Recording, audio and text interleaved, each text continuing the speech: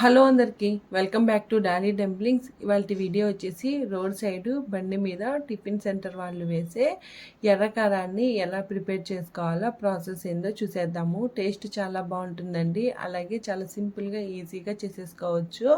ఇప్పుడు ప్రాసెస్ చూసేద్దాము. దీనికోసం ముందుగా ఒక మిక్సీ జారుని తీసుకొని ఇందులో 4-5 బాగా మాగిన టమోటాలని చిన్న చిన్న ముక్కలుగా కట్ చేసి వేసుకోవాలి. బాగా మాగిన టమోటాలు అయితే టేస్ట్ బాగుంటుందండి. అలాగే ఒక మీడియం సైజు ఆనియన్ని చిన్న చిన్న ముక్కలుగా కట్ చేసి వేసుకొని మూత పెట్టుకొని మెత్తగా మిక్సీ పట్టుకోవాలి. చూడండి, ఈ విధంగా వాటర్ ఏమీ యాడ్ చేయకుండా మిక్సీ పట్టుకోవాలి. ఇందులోనే 3 ఎండుమిరపకాయలు, అలాగే 1 ఇంచు అల్లంని చిన్న చిన్న ముక్కలుగా కట్ చేసి వేసుకొని 5-6 వెల్లుల్లి రెబ్బలను కూడా వేసుకొని మూత పెట్టుకొని మెత్తగా మిక్సీ పట్టుకోవాలి.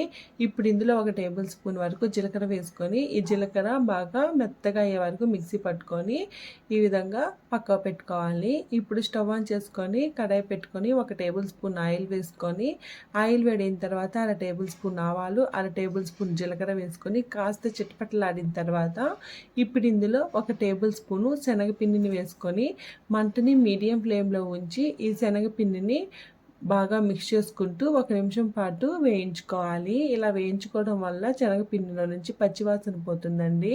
ఇలా వేయించుకున్న తర్వాత ఇప్పుడు మనం ముందుగా మిక్సీ పట్టుకున్న టమోటా ప్యూరీని వేసుకొని అలాగే ఇందులో 1 గ్లాసు వాటర్ని యాడ్ చేసుకొని ఈ శనగపిండి ఈ టమాటా ప్యూరీలో మిక్స్ అయ్యేలాగా బాగా కలుపుకోవాలి.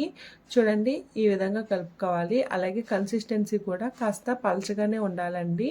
ఇప్పుడు ఇందులో 1/2 టేబుల్ స్పూన్ సాల్ట్ వేసుకొని ఒకసారి బాగా కలుపుకోవాలి. చూడండి, మనం బండి మీద వాళ్ళు వేసే కారం కూడా చాలా పలచగా ఉంటుంది కదా. పలచగా ఉన్నా కానీ టేస్ట్ అయితే చాలా బాగుంటుందండి.